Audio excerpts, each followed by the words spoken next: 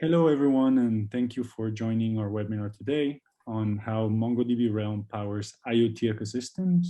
In this webinar, we will be speaking, so myself, Pablo Jimenez. I'm co-founder and CEO of WEKAN Enterprise Solutions, my partner and CTO, Ranjan Moses, and we have also Ram and Sanchin, two of our architects, who will be participating in the session. So for the agenda for today, we will start with giving a little bit of context about the current IoT landscape and related ecosystems. We will then describe the challenges that impact legacy IoT environments and how we can solve them. We will speak about MongoDB Realm and how it's helping bridge the limits of the current infrastructure. And then we will present a more hands-on case study of a reference solution that we developed in the context of IoT, and that will be followed by a demo of the product. So to give you a little bit of context, as many of you know, so we have today, an exponential growth in the data consumption. And this is fueled in part by IoT and the emergence of connected devices. To give a little bit of numbers, so today, on a daily basis, there are 5 billion searches that are made in the internet. There are 500 million tweets that are sent, 294 billion emails, 65 billion messages are sent to WhatsApp. To give an order of scale, so only Facebook as a platform generates 4 petabytes of data on a daily basis. That is the equivalent of what a connected car generates on a daily basis. And when we're talking about wearable devices, they generate 28 petabytes on a daily basis. So this is remarkable as a trend because we see the growth of how social media impacted the data world, and today with the emergence of all these wearables and the emergence of IoT devices, this consumption has only increased. We see in this report by PwC that in 2018, the total number of connections for IoT devices were 6.1 billion, reaching in 2021 10.6 and expected to reach nearly 15 billion by 2023. An important data point to take into consideration is that the overall accumulated digital universe of data has grown 10 times from 2013 to 2020, and this trend continues to accelerate. This is important because the overall consumption in an IoT network is mostly affected by the volume and the processing requirements for the data transformation. Therefore, constrained networks and constrained devices impact the overall return on investments in these IoT systems. And here we will speak about the current status quo for IoT ecosystems. So on the IoT network level, the data gets collected by the sensors leveraging existing protocols like MQTT, ZigBee, or Ethernet that transmit the data to a central edge gateway that accumulates the information. And that information gets sent to the cloud through wireless WAN, cellular networks, or LP1. This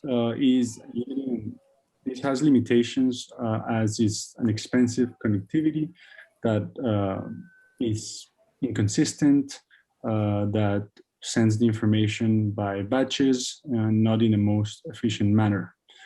All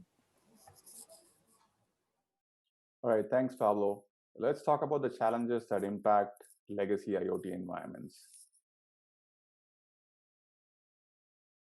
As a lot of you know, in traditional IoT environments, where the IoT network is segregated from the IT network, bridging these two different networks or environments fall into the realm of connectivity, being the core backbone to transport data.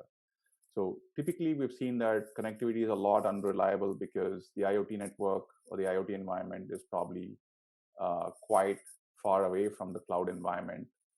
It's probably offsite, and you do not really have direct connectivity back to the cloud where you need your data to go to. And often we also find that because there's a tremendous amount of IoT endpoints within your IoT infrastructure, there could be a lot of data that keeps getting transmitted by your sensors, by your wearables, by your endpoints that in turn increase the amount of data that needs to be transmitted back to an edge device, back to a cloud device, and which in turn means you're not really shipping data in a batch, but you're accumulating, you're pretty much spontaneously pushing out data as and when data keeps coming in. So the bandwidth needed to handle a lot of this traffic lands up increasing quite considerably for companies, and then it lands up being really expensive to maintain. And finally, when we're talking networks, constrained IoT environments, security comes to the forefront because the way security has to be designed for these systems is that we really do not want IoT devices or sensors directly exposing them to the internet, but neither do we want to have zero connectivity. So we got to have a balance between how we manage these legacy environments to support authorization, to support unwanted ports to be blocked out, and then finally to be able to secure data in transit or data at rest. So all of these pose a big set of challenges as you're building out solutions for a constrained IoT environment.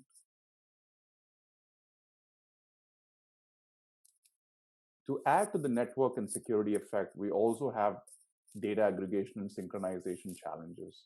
So if you look at this, a lot of data gets transmitted traditionally in IoT environments. And with the explosion of sensors, with the explosion of needs of data, there is a data gravity effect that you kind of find.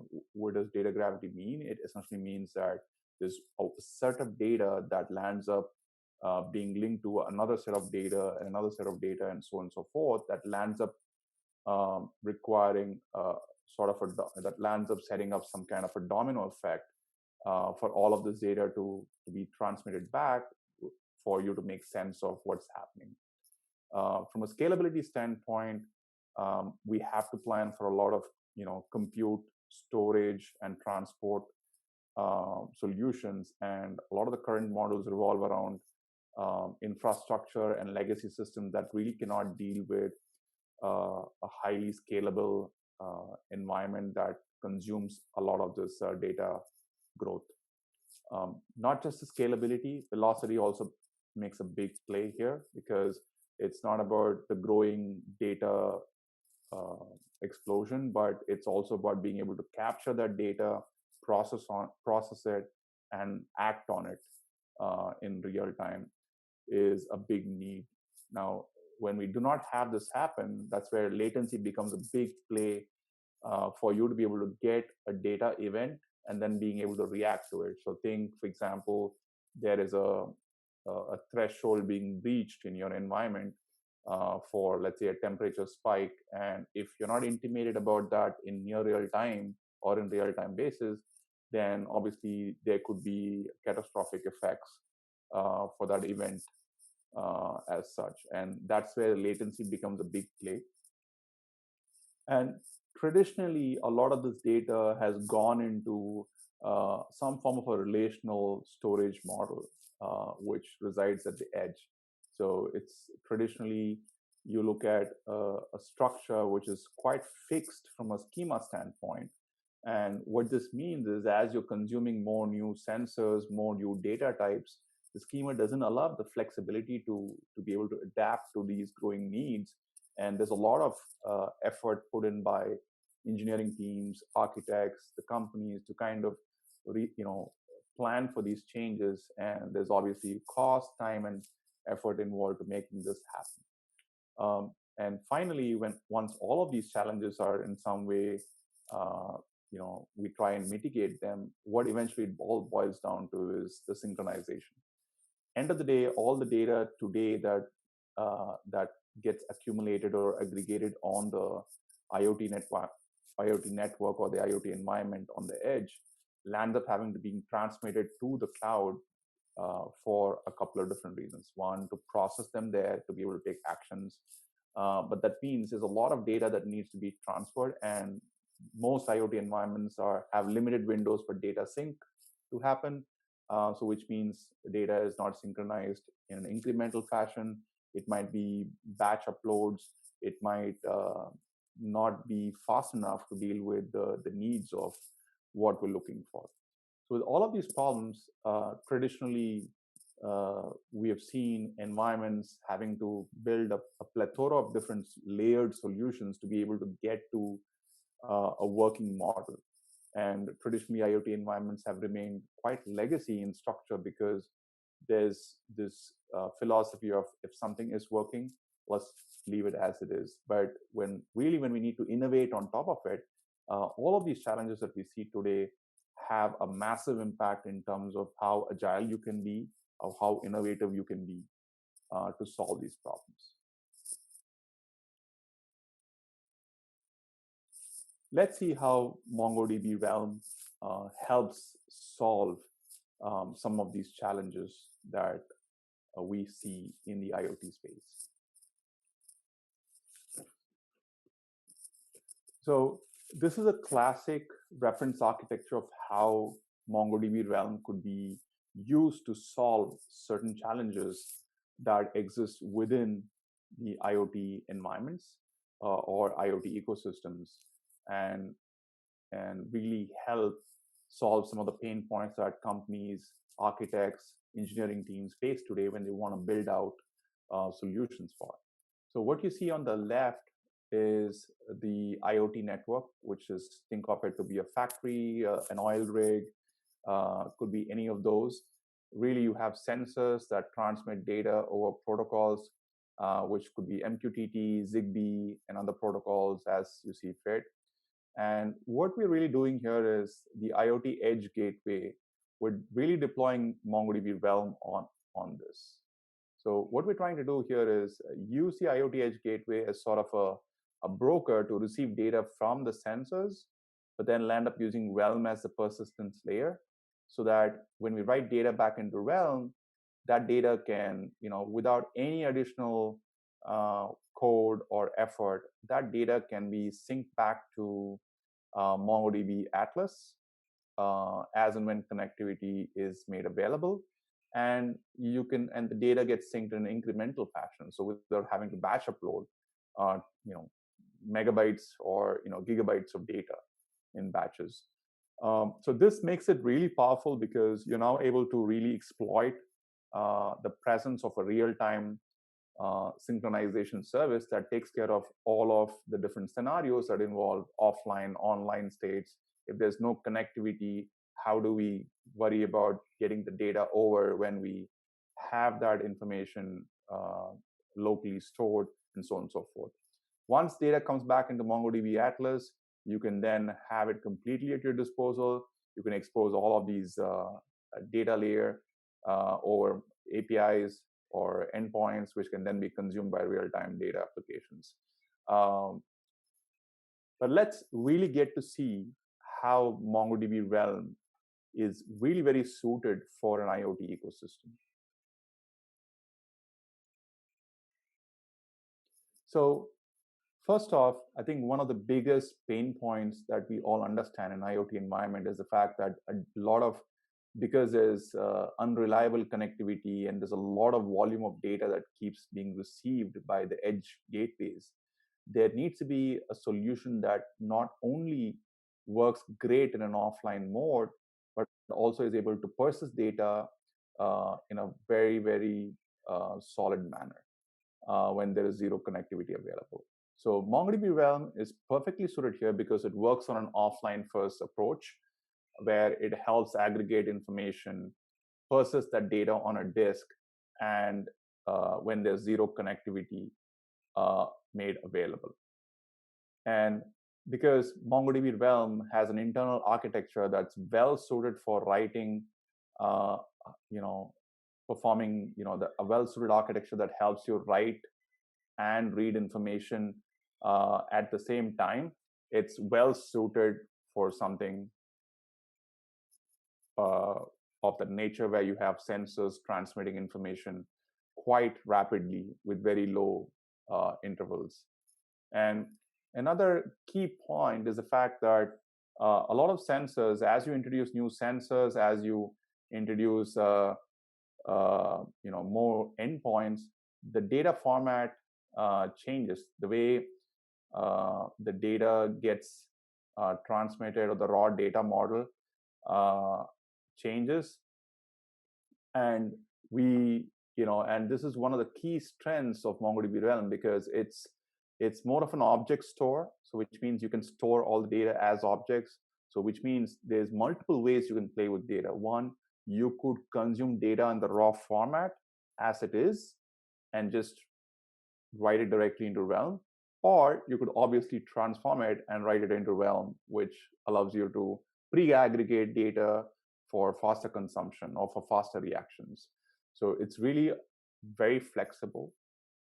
And then finally, because we have these abilities of the offline first approach, a capability to be able to write a high volume of data at a high velocity, uh, this is great because now you do not really need to depend on a cloud system to be able to transform, process, and then give reactions to that data that comes in. So this is really truly enabling IoT environments to be able to take decisions at the edge, uh, giving them a system that allows to take near real-time decisions as data comes in without being completely dependent on a cloud-based solution. And because the fact that it's backed by a zero copy architecture, it's extremely fast and performant. And this allows you to read and write data in parallel without slowing down your experience. So you could be writing tremendous amount of sensor data directly into a realm, and then you could have another service that could actually be reading off it to further process it, or maybe use machine learning modeling on it to react to some anomalies. It could be you could explore the possibilities there when you have a high performance read write data layer. And not just that, because at the end of it all, we need to make sure that while data is being aggregated, captured, and stored, it has to be synced in real time. So whenever there is connectivity available, as and when connectivity opens up, data gets synced from the Realm mobile database to MongoDB Atlas without having to trigger a connection request, without having to invoke events to make that connection. So whenever connectivity comes back, it just figures out what is the incremental set of data that needs to go there, and it transmits that completely without any intervention, any extra layers of code, and it's very, very powerful. And as part of transmission, there could be multiple gateways shipping data back to the same cloud. So if there's any kind of conflict, there's newer versions of data that is important for us to process, all of this is handled automatically without engineering or architects having to build a conflict layer that takes care of all of this. So this always ensures that data is consistent wherever it is, and the reliability of your applications are guaranteed. And then finally, with IoT and devices, the edge gateways, there's not a lot of processing power. So it obviously needs to run on low footprint. It has to have a low footprint. It has to have low memory consumption, low processor consumption. So we find that Realm can be run on suitable IoT terminals. Could be a workspace terminal, could be a Raspberry Pi or a Arduino that's basically been deployed within an environment which is just a small footprint within your IoT ecosystem. Realm can be deployed right there and doesn't take a lot of resources to make these operations happen. And with the power of MongoDB Atlas backing MongoDB Realm back on the cloud side of things, all the data that gets aggregated back into cloud can be stored in in various different formats as in depending on the way that we want to consume it, and then we could easily pass it off to applications over APIs or microservices or through Kafka or through Kinesis or any other forms of transmission that we want the data to be passed on to. And finally, security is a big play because there's been many instances that backdoors going back into IoT environments could open up massive pain points for companies. So the connectivity between a Realm to the cloud is fully encrypted, secure. It's end-to-end encrypted, so data at rest can be encrypted. Data at the network layer is encrypted. So there's really foolproofing available for you to be able to leverage the solution without having to worry about security at its core. So the next couple of minutes, what we're going to talk about is really how we have used MongoDB Realm and what we just spoke about to create an actual reference application that shows us, how we could build an end-to-end solution right from the edge to the cloud using MongoDB Realm and Atlas as the backbone for all of this.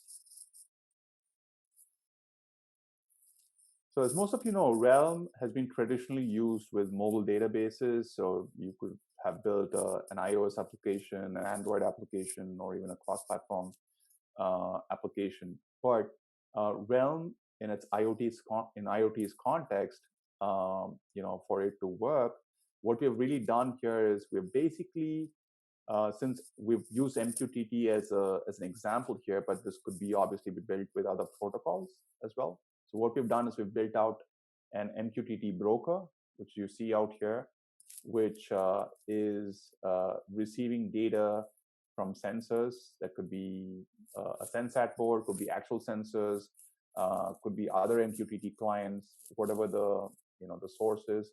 All of them could transmit over MQTT. The broker would receive all of this data. And then what we've done is we've basically built this broker in a way that it receives MQTT data on one side, and then it uses Realm as the persistence layer. So you're able to leverage existing protocols as it is, collect the data, write it back into MongoDB Realm, and then which in turn syncs back to Atlas, from where you basically take the data and move it for other purposes as we see fit.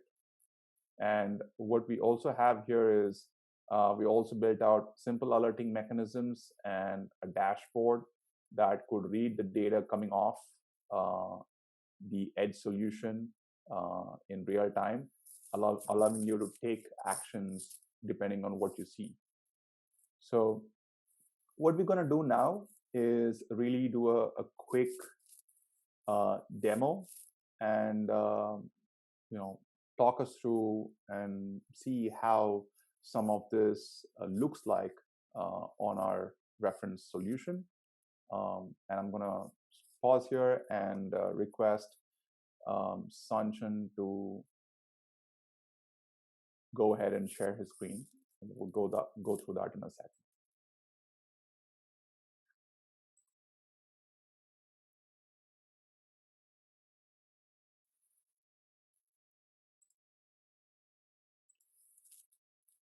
All right.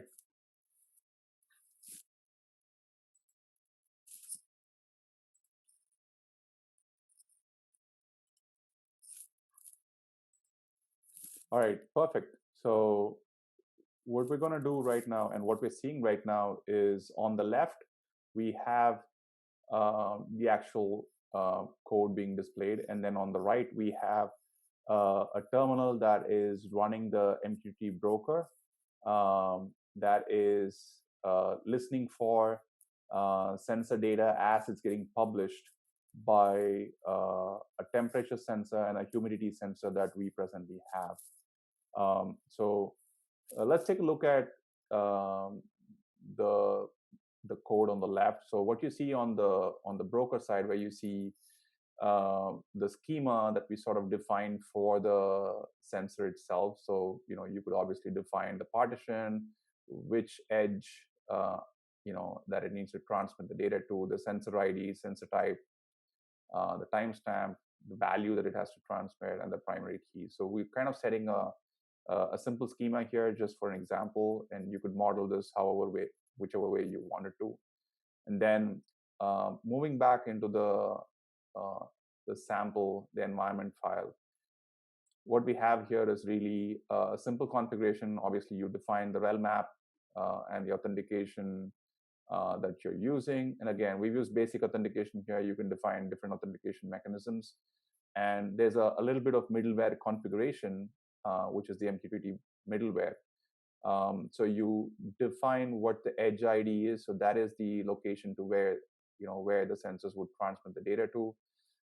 There is a compaction threshold. So what we look for is, this is right now in megabytes. So we'll wait for about 100 megabytes before we compact the data at the edge. So that way you do not let data grow up and occupy a lot of space on that terminal.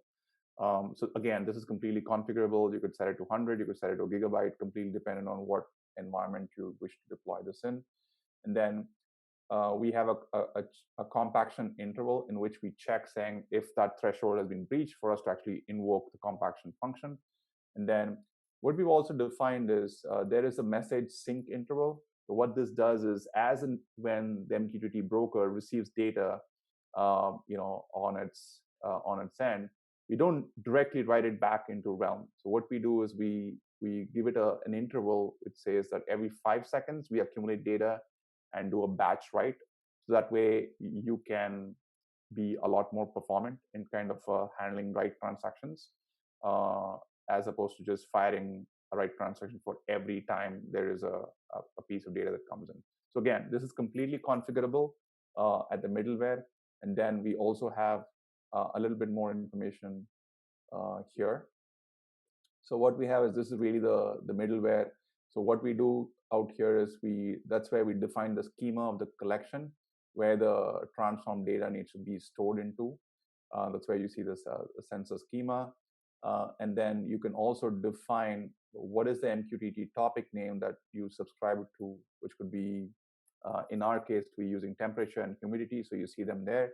And then you also have a handler function that allows you to do transformation. So you could transform data before you insert it or write it into Realm, or you could just write it in its raw state.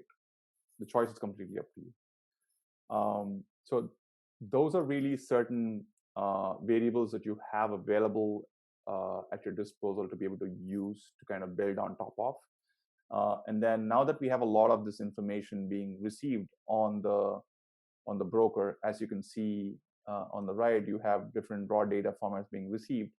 We're going to take this and we're going to go over to MongoDB Atlas and see how all of this data is getting reflected there.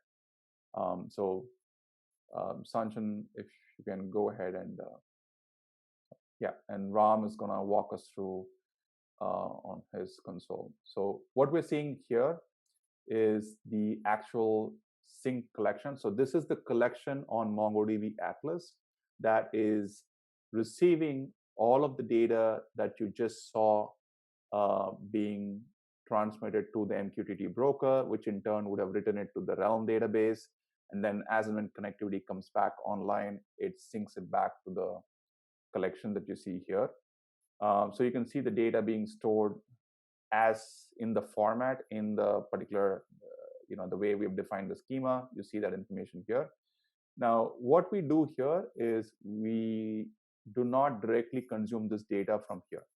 So we take this data, and then obviously we might want to transform it and store it in a manner that is befitting. So let's take, for example, you're having a lot of data come in on a time interval basis, and you want to store this data in a manner befitting, where you're able to take this data and visualize all of this on a dashboard. So we use a trigger back here on Atlas, where we use this trigger, and we use a schedule trigger here in this particular case to trigger every 5 minutes, 10 minutes, depending on whatever the interval that we want to set. We take the data that comes into the sync collection, which is where we saw the sensor data, and then we invoke that particular function, which you can define, and we transform that into a size-based bucketing pattern for data to be preserved. So think of this to be a way where you could be taking data in its raw state, you're transforming it using these triggers, and then storing it in a state that is either directly consumable by your end clients or applications, or you could just move it out of that collection for further consumption. The way you want to transform this is completely at your control. So we set up the function here, and what I really want to showcase here is you could define how you want to transform this data, and I want to show you how this actual data looks like. And we can define a certain manner, a certain way we want to store this data. So you can define the size. So we use size-based bucketing pattern here, but of course we could move this off to a time series collection as things get rolled out, or you could move this data back into a data warehouse. There could be many ways you could move this data. So right now we've formatted this into a size-based bucketing pattern, where you can see that we have the object. We have the edge defined, the sensor ID, and the amount of data. So all the meta being mentioned up front, and then you have the records of just the value and the timestamp being stored under the historical data. And you have a from and a to timestamp being defined. So as you're querying or building up your visualization dashboard, it's ready to be consumed. So what we've done here is we've done exactly that. We've built a simple dashboard. So this is running off a React application, but assume you could obviously build this on top of anything. What we have here on the dashboard is data that is directly being consumed from that collection, which is where we've stored it in a size-based bucketing pattern. So you could see the data that your temperature sensor is sending over. You could say the humidity sensor data that you're seeing. You could also get real-time sensor data. So as and when things write into that collection, you're seeing this reflect in real time. And again, these are just sample visualizations. You could take this, you could build it off your own, depending on what kind of data you ingest, what kind of data you want to visualize. And then we also have an ability here to specify which sensors that we want to consume for our dashboard. So let's assume that you have hundreds of sensors in your IoT environment. You want to create different dashboards for different sensor types. So this is a great way for you to not just receive data, but also be able to categorize data where it originates from, and then turn it on, turn it off, and kind of customize your visualization layer. Then we also have settings. Now here, we've not made this. Traditionally, IoT environments have been unidirectional, where it goes from the edge to the cloud. But with MongoDB Realm, we're giving you the ability to do a lot more. You're able to also push down configurations to the edge without having to worry about when do I have to do a software update, and sending people out physically to the field to be able to actually physically update software. So what we've done here is we've set up a configuration which is written into a different collection on Realm, which can then be passed down to the edge. So we define which edge device that we want to configure this for, and assume you have hundreds of edge devices. You'd have a configuration set that you can use. We defined the compaction size. So if you recollect, when Sanchan showed this, he had defined 100 megabytes. So you can define that out here as to what threshold should be before we start compacting. And then we also have an upgrade process. So a lot of us look at over-the-air updates for software updates, or it could be module updates that we need to push through to these IoT environments. And pushing out upgrades are complex, and it's not as easy as an IT network where you have a lot of connectivity, you have a lot of control for you to push information down. But here we've set up a very simple schedule where you can define which day of the week, what time of the week. It checks if there's an upgrade package available. And if there is an upgrade package available, it basically pulls that down. That could be a secure FTP server, or you could push it down, or it could be Docker Hub, depending on how you've set up your edge. And then it downloads that, does a safe update. If there's an issue, it rolls back in a safe fashion, and you're good to go. So that's an amazing capability when you leverage something like Realm, because you're not only able to consume data coming from the edge, but you're also able to help configure data at the edge without having to send people out to the field, without having to spend a lot of time trying to push out updates. And again, these are charts. You can choose which charts you want to reflect on your dashboard. It's just a configuration for you to select which charts you want displayed, which charts you do not want. And really, if you look at all of this that we just went through in the last couple of minutes, it shows you how powerful Realm is, that you're able to use something like Realm, save a tremendous amount of time and effort building out a data aggregation and a data synchronization solution, and then have all of that backed up by MongoDB Atlas, and using that as a cloud data layer to be able to then consume the data for different purposes. Now, we've also set up a simple option here that you could, even if you could, for example, let's say there's a temperature alert that the temperature sensor says that, we define a threshold saying that, hey, it shouldn't cross, it shouldn't go above a certain temperature or a particular temperature value. Then you could define that here. And again, we've just used an email function here where we could trigger an alert to let's say Ram here, Sanchan, and myself on an email saying that, hey, a sensor reported an event that the temperature went over the specified threshold. Now, again, imagine this in the context. You could connect PagerDuty here. You could send out a Slack notification. Again, this is completely at your disposal as to how you do alerting mechanisms. And this gives you an amazing ability to define whatever is the alerting mechanism of your choice without having to have someone monitor the visualization layer all the time to see if something is happening or something is not working as expected. Again, we have provisions even at the edge. If assuming there is zero connectivity, we have provisions at the edge where we're able to pipe out the same alert to, let's say, an LED. It could be to a local area network notification. So you have the ability to pipe out alerts locally at the edge or also back from the cloud. And that's really what we wanted to present today. And what I'd like to do is complete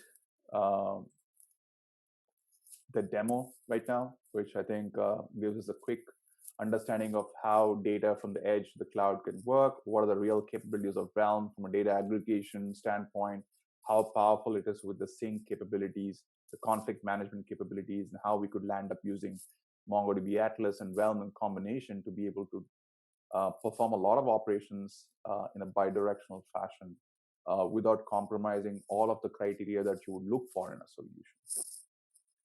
Again, I do want to take out the time and thank you for joining us today for this session. We'd be happy to share more information with you. Our emails are out here. Please feel free to drop us a note. We're going to be available throughout the day at the sessions in case you want to reach out to us. Do stop by our booth, and hopefully you enjoyed and got a little bit more information about how MongoDB Realm can really power your IoT solutions. Thank you very much.